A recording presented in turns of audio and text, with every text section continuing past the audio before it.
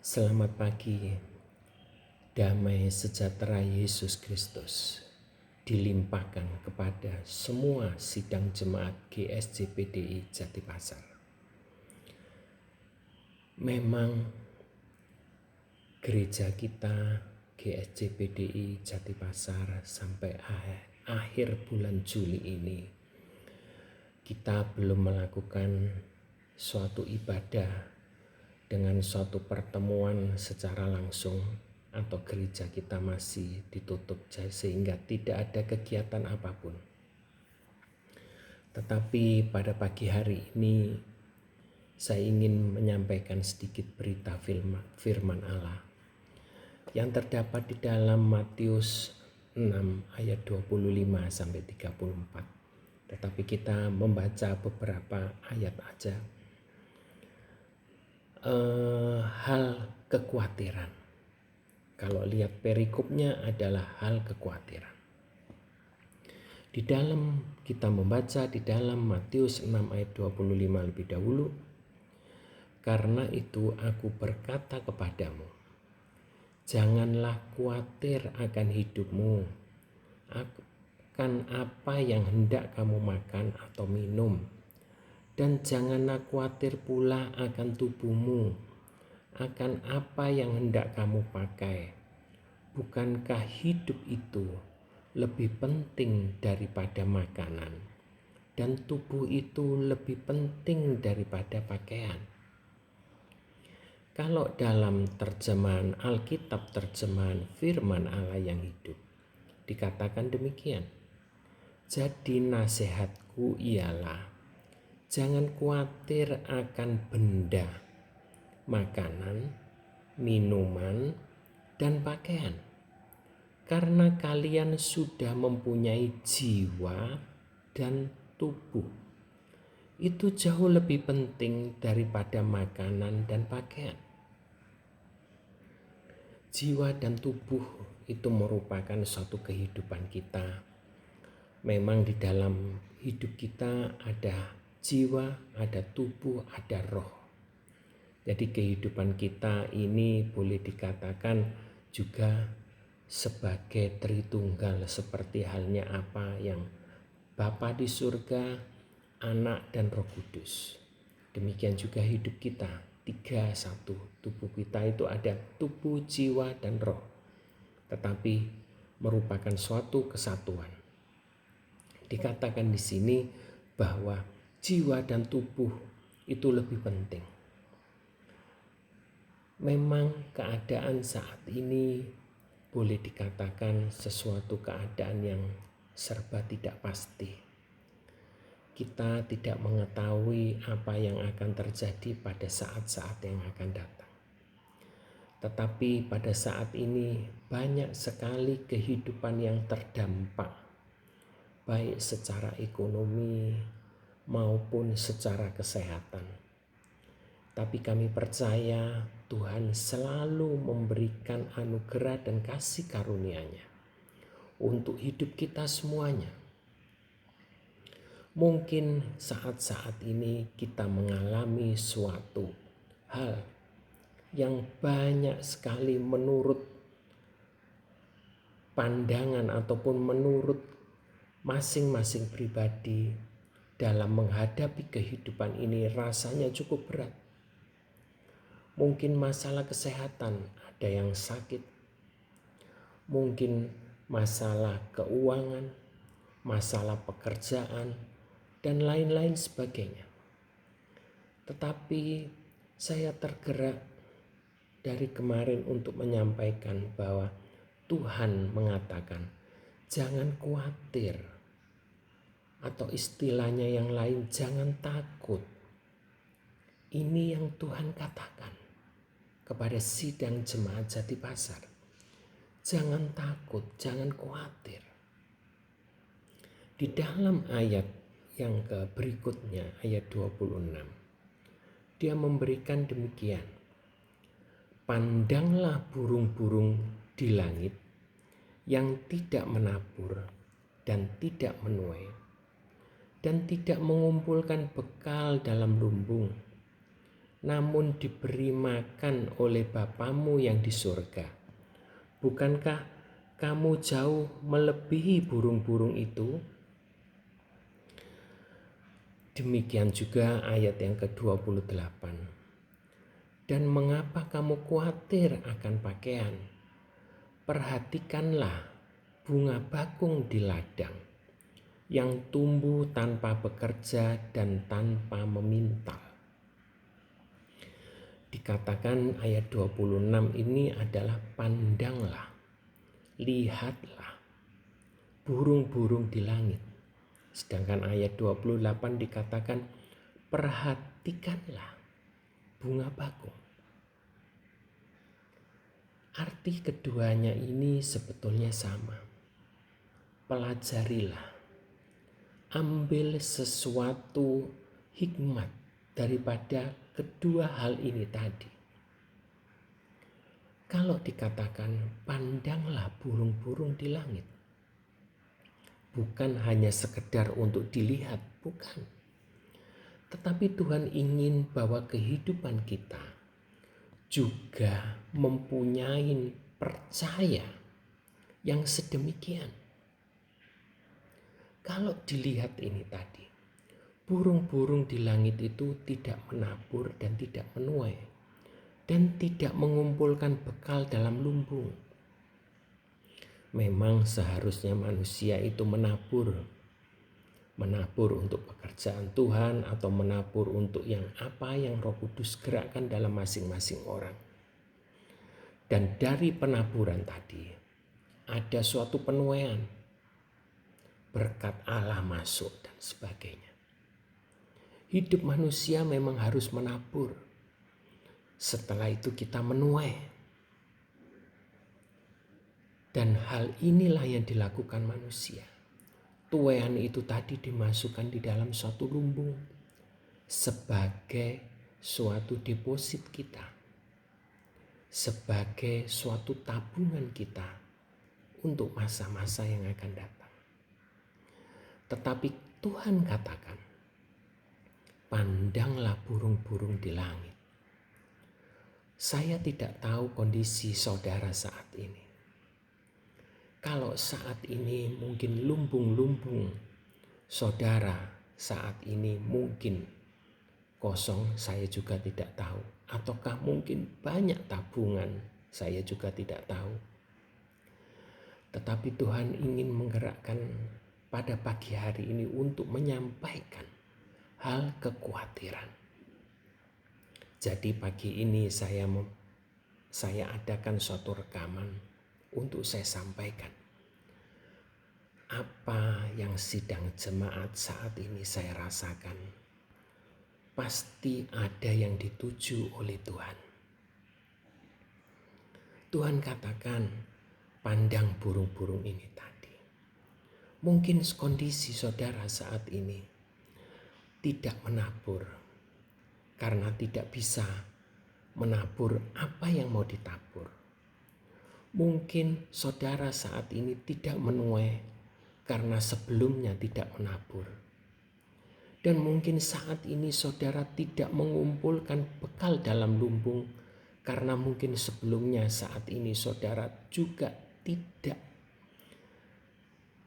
ada suatu tuaian yang dikumpulkan dalam suatu lumbung hidup saudara. Apakah itu berupa tabungan ataupun yang lain, itu mungkin. Tetapi kalau kondisi saudara saat ini seperti halnya burung ini tadi. Burung ini tadi tidak menabur, tidak menuai, juga tidak ada lumbung, tidak ada tabungan, tidak ada apapun. Bahkan esok pun apa yang mau dimakan juga tidak tahu. Tetapi Tuhan katakan, pandanglah burung-burung di langit. Artinya, pelajarilah, ambil hikmahnya, dan terapkanlah dalam hidup saudara. Memang keadaan kondisi saat ini tidak memungkinkan ataupun mungkin saudara terdampak oleh kondisi saat ini. sehingga saudara tidak bisa melakukan taburan, tuaian, ataupun mengumpulkan dalam lumbung hidup saudara. Maka Tuhan katakan, pandanglah, artinya percayalah bahwa Tuhan juga menyiapkan makanan untuk hidup saudara pada saat-saat yang akan datang. Di mana Tuhan mengatakan bahwa hidup itu lebih penting daripada makanan dan tubuh itu lebih penting daripada pakaian. Jangan memikirkan apa yang lebih daripada apa yang ada saat ini. Kalau hidup itu lebih penting, artinya jiwa saudara jangan selalu terganggu ataupun iblis mengganggu jiwa saudara. Nah, itu saudara tidak punya apa-apa. Apa yang untuk besok? Tubuh tentunya berpengaruh atau dipengaruhi oleh jiwa. Kalau jiwa saudara selalu merasa ketakutan, selalu merasa bahwa apa yang akan dihadapi di hari-hari yang akan datang, merasa takut, tidak pernah ada suatu percaya bahwa Tuhan akan membuka jalan dalam setiap perkara. Memang mungkin saat ini saudara tidak menabur, tidak menuai, dan tidak ada lumbung ataupun tidak ada saldo tabungan ataupun apapun yang saudara harapkan sebagai pegangan ataukah deposito dan sebagainya, tidak ada. Tetapi Tuhan katakan, hidup itu lebih penting. Jiwamu damai sejahtera itu lebih penting daripada makanan. Jiwamu itu harus tenang. Dan percaya bahwa Yesus selalu menyertai hidup kita semua.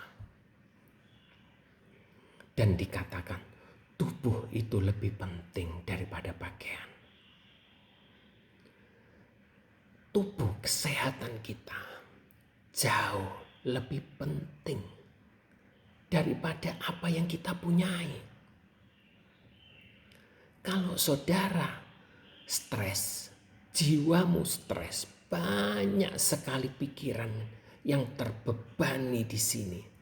Saudara tidak menyerahkan kepada Tuhan Yesus Kristus.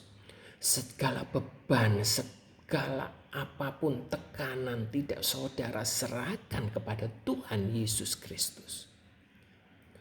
Maka otomatis imun dalam tubuh kita ataupun yang ada dalam tubuh kita ini, otomatis tubuh ini terpengaruh. Maka kesehatan saudara juga akan terpengaruh.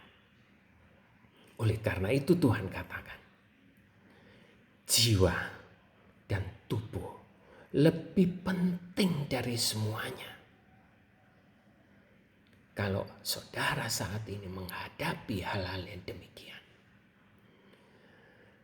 bahwa taburan tidak bisa saudara lakukan, tuaian tidak ada, bahkan deposito lumbung-lumbung pun tidak ada. Tuhan katakan, jangan khawatir, jangan takut. Jiwa dan tubuh, yaitu hidup dan tubuh kita, jauh lebih penting dari semuanya. Satu lagi dalam ayat 28 dikatakan,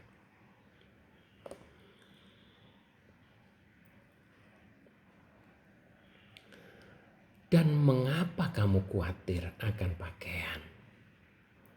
Ini menyangkut pakaian, itu menyangkut sesuatu yang semua orang berusaha untuk mendapatkannya.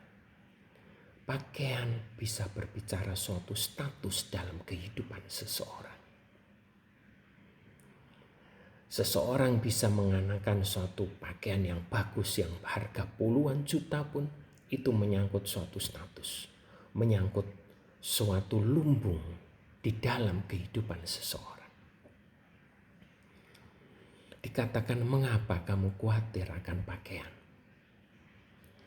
Perhatikanlah, artinya pelajarilah, belajarlah. Perhatikanlah bunga bakung di ladang yang tumbuh tanpa bekerja, tanpa memintal. Bunga bakung di ladang. Di ladang itu artinya sesuatu keadaan pasar, keadaan dunia di mana kita harus menghadapinya. Ini realitasnya. Keadaan tempat pekerjaan, di mana kita masing-masing ditempatkan bekerja. Kita bekerja sesuai bidang kita masing-masing. Tuhan ingin kita belajar pada bunga bakung ini. Mungkin di ladang, di pekerjaan saudara, saudara mengalami banyak tekanan, banyak sesuatu yang berusaha untuk menggapai, saling menyerobot dan sebagainya. Boleh dikatakan di dalam suatu ladang itu adalah di dalam suatu pekerjaan.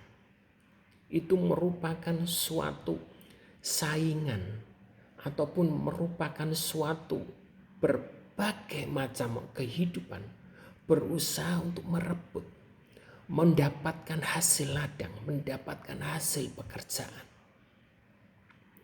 Tetapi Tuhan katakan, pelajarilah bunga bakung di ladang. Bunga bakung itu begitu indah. Saya lihat dalam suatu Google bagaimana sih bunga bakung itu. Saya lihat gambar-gambarnya cukup bagus. Menghasilkan sesuatu keindahan, warna-warni yang cukup bagus. Tuhan katakan, bunga bakung di ladang.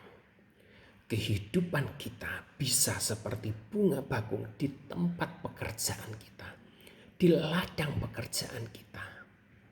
Baik ladang pekerjaan rohani ataupun ladang pekerjaan secara jasmania, secara roh, secara duniawi, memang semua orang harus bekerja.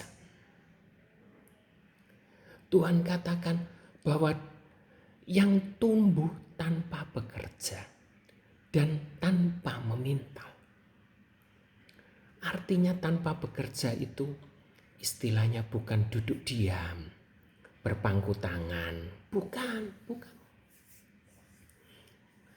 Tetapi kehidupan jiwa ini ada suatu rasa berserah dan rasa percaya bahwa kita menerima semua hasil daripada apa yang telah Yesus hasilkan di kayu salib untuk hidup kita. Dan dikatakan tanpa memintal. Memintal di sini nih berputar. Tanpa ada suatu stres dalam hidup kita. Tanpa ada suatu tekanan.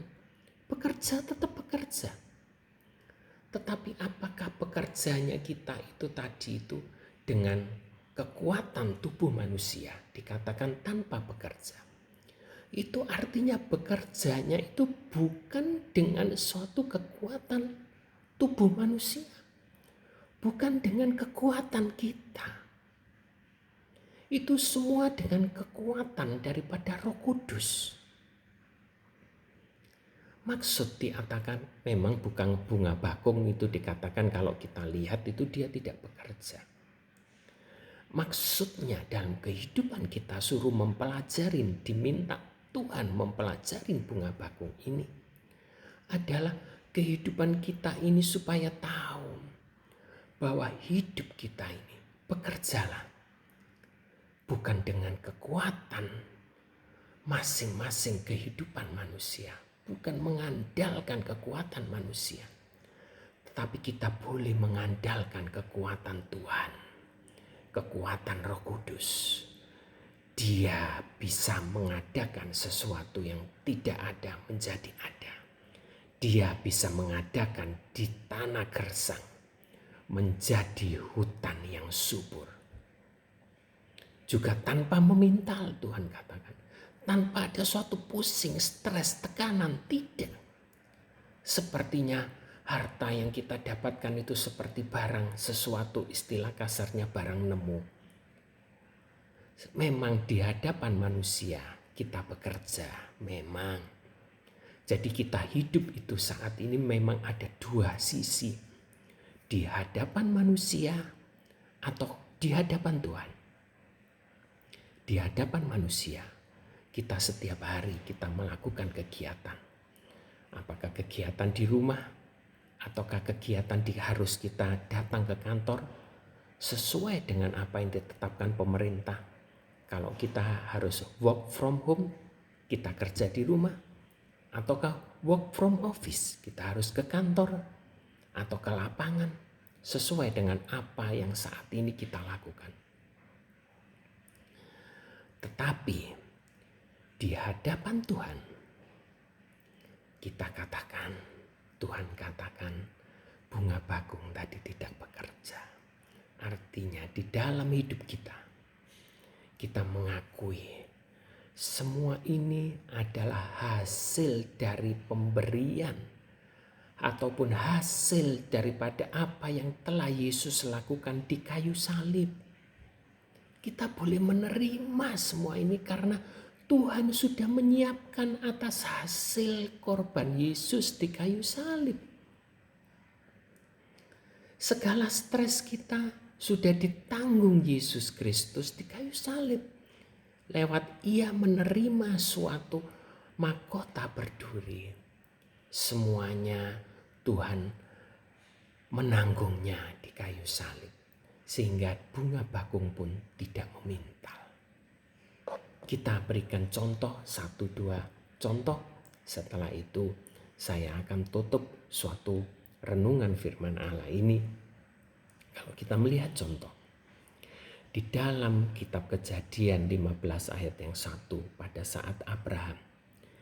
Tuhan katakan pertama kali di Alkitab. Jangan takut. Itu adalah ini. Kepada Abraham.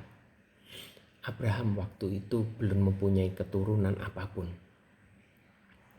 Dia tidak mempunyai anak padahal sudah berumur. Tapi Tuhan berjanji bahwa keturunan Abraham seperti bintang-bintang di langit ataupun seperti pasir di laut yang tidak bisa terhitung. Tapi apakah kondisi keadaan saat itu? Tuhan katakan dalam Kejadian 15 ayat 1. Kemudian datanglah firman Tuhan kepada Abraham. Kepada Abram. Belum ganti nama jadi Abraham. Dalam suatu penglihatan. Jangan takut Abram. Akulah perisaimu. Upahmu akan sangat besar. Di dalam ayat 6. Lalu percayalah Abram kepada Tuhan. Maka Tuhan memperhitungkan hal itu kepadanya sebagai kebenaran.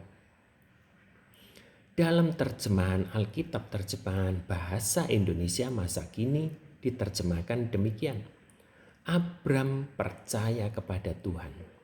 Dan karena itu Tuhan menerima dia sebagai orang yang menyenangkan hatinya, hati Tuhan. Sekarang Tuhan katakan jangan takut. Dalam menghadapi ladang, dalam menghadapi hari depan, Tuhan katakan jangan takut. Bagaimana percaya kita? Tuhan sudah berikan contoh burung di langit. Tuhan sudah berikan contoh bunga bakung. Saat ini Tuhan berikan contoh Abram. Dia menjanjikan kepada Abram. Keturunannya seperti bintang-bintang di langit, seperti pasir di lautan, di tepi pantai. Tuhan mengatakan, Kalau saudara percaya, maka ayat ini berlaku terhadap hidup kita semua. Kalau saudara yakin dan percaya janji Tuhan ini, ayat ini dikatakan bahwa lalu percayalah Abram kepada Tuhan, maka Tuhan memperhitungkan hal itu kepadanya sebagai kebenaran. Percaya hidup kita itu sangat menentukan hidup ini, karena Tuhan akan melihat bahwa hal itu sebagai kebenaran. Artinya sesuatu yang benar-benar akan terjadi dalam hidup saudara. Di dalam suatu bahasa Indonesia, Alkitab terjemahan bahasa Indonesia masa kini, dikatakan bahwa Abram percaya kepada Tuhan. Karena itu Tuhan menerima dia sebagai orang yang menyenangkan hatinya, hati Tuhan. Apabila hidup saudara percaya, benar-benar mempercayai anugerah Tuhan, ini sebagai sesuatu yang menyenangkan hati Tuhan. Contoh yang terakhir, di mana Tuhan membangkitkan anak Yairus. Di dalam Markus 5 ayat yang 36. Tetapi Yesus tidak menghiraukan perkataan mereka dan berkata kepada kepala rumah ibadat tadi, yaitu Yairus, jangan takut, percaya saja. Di dalam hal ini, anak Yairus tadi sudah meninggal. Sudah sepertinya tidak ada harapan apapun. Kalau sudah mati ya sudah. Apakah hal ini juga terjadi dalam hidup jemaat di Jatipasar? Saya juga tidak tahu. Kalau saudara merasa bahwa hidup saudara tidak mempunyai suatu harapan apapun, maka Tuhan katakan tetap jangan takut, jangan takut. Percaya saja. Inilah yang Tuhan katakan, percaya saja, jangan takut. Apakah hidup saudara saat ini sepertinya sudah mati, tidak mempunyai suatu harapan apapun? Tuhan katakan jangan takut, percaya saja. Saya tutup renungan ini dengan 3 ayat yang menguatkan kita semua. Di dalam Markus 11 ayat yang ke-24. Ini adalah perkataan Tuhan Yesus sendiri. Demikian juga tadi yang di Matius tadi itu semua, kalau saudara mempunyai Alkitab yang 2 warna. Kalau warna merah itu adalah perkataan Tuhan Yesus Kristus sendiri. Demikian juga di dalam Markus 11 ayat 24 ini, juga Matius 21 ayat 22, juga Matius 6 ayat 33, semua ini warna merah. Ini perkataan Tuhan Yesus sendiri. Dalam Markus 11 ayat 24, karena itu aku berkata kepadamu, apa saja yang kamu minta dan doakan, percayalah bahwa kamu telah menerimanya, maka hal itu akan diberikan kepadamu. Matius 21 ayat 22. Dan apa saja yang kamu minta dalam doa dengan penuh kepercayaan, kamu akan menerimanya. Dikatakan kalau saudara saat ini mengalami berbagai problema, seperti hal-halnya yang tadi saya ungkapkan, salah satu jalan percaya dan adakan doa. Adakan suatu mezbah dalam suatu kehidupan saudara. Berdoalah, adakan suatu mezbah, sembah Dia, sembah. Dan setelah kita menyembah Dia, berdoa, saudara boleh meminta. Dan percayalah, saudara akan menerimanya dan sudah menerimanya. Dikatakan di dalam Matius 6 ayat 33, tetapi carilah dahulu kerajaan Allah dan kebenarannya, maka semuanya itu akan ditambahkan kepadamu. Dalam kondisi saat ini Tuhan katakan jangan takut. Tuhan katakan ditutup dalam Matius 6 ayat 33. Dikatakan carilah dahulu kerajaan Allah. Artinya saat ini kita di rumah adakan suatu mezbah dupa. Ada suatu penyembahan kepada Bapa di surga. Adakan suatu doa yang menyembah, memuliakan, ucapan syukur kepada Bapa di surga. Setelah semuanya saudara adakan mezbah, maka dikatakan dan kebenaran. Saat itu saudara percaya apa yang saudara minta, maka Tuhan akan memperhitungkan sebagai kebenaran. Percayalah setelah adakan suatu mezbah kerajaan Allah, yaitu doa penyembahan kepada Bapa di surga. Dan kebenaran, artinya saudara boleh meminta. Dan apa yang saudara minta, saudara harus percaya supaya Tuhan memperhitungkan hal itu sebagai kebenaran. Demikianlah firman Tuhan pada pagi hari ini. Biarlah minggu ini adalah menjadikan suatu berkat untuk hidup saudara. Saat ini saya akan berdoa untuk hidup saudara semua di GSJ PDI Kristus Penebus Jatipasar.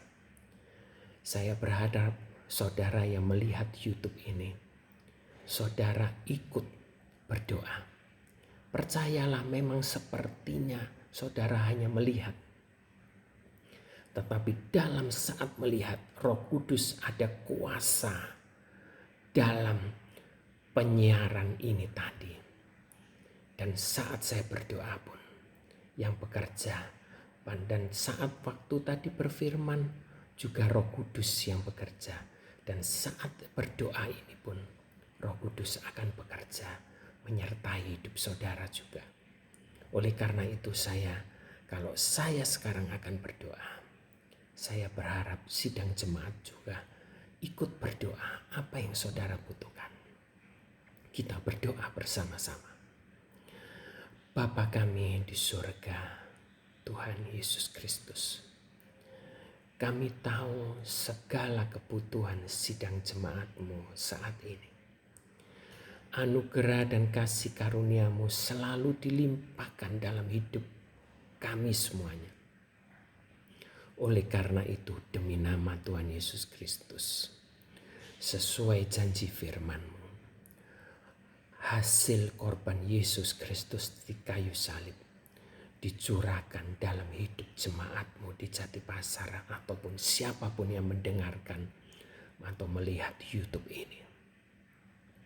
Demi nama Tuhan Yesus Kristus, hadirat Yesus Kristus, kuasa Roh Kudus menyertai kita semua yang mengalami suatu mujizat demi mujizat. Oleh karena Injil yang Yesus Kristus sampaikan. Di dalam Injil inilah kuasa Yesus Kristus dicurahkan, dilimpahkan. Sehingga hidup daripada jemaat ataupun siapapun yang mendengarkan berita ini menjadi suatu kehidupan yang diangkat dan dipermuliakan oleh karena nama Tuhan Yesus Kristus sendiri. Terima kasih Roh Kudus, terima kasih Yesus Kristus. Demi nama Tuhan Yesus Kristus kami berdoa. Haleluya. Amin.